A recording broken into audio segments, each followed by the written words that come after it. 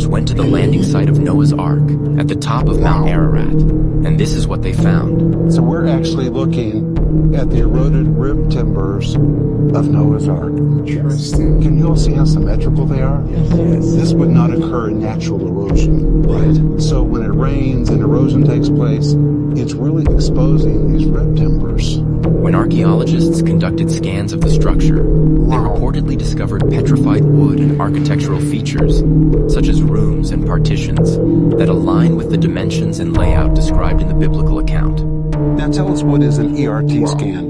Well, that uses electricity So interesting. to peer below the surface. And so as the electricity current is going through the surface, it'll hit different things like water or air pockets or, wet soil, dry soil, rocks. And then the computer software can interpret how resistive that material is and make a 3D model. And it's those ERT scans that have revealed all the right angle structures and cavities and rooms. Well, some of them, but most of those were found by the GPR, which is uses radar to Which is peer below the ground ground. penetrating radar. correct? Exactly. So these are two different techniques that let you peer below the surface and not have to destroy the site to look what's below the ground. And what is this hole?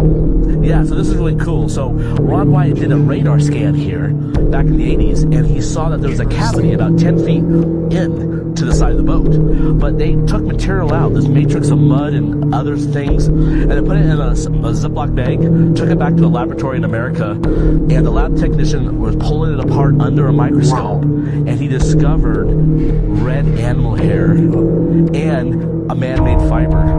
This, Which you would not find in a Yeah. natural yeah, 3 meters in, 10 feet into the side of this boat this was all covered before the 1979 earthquake.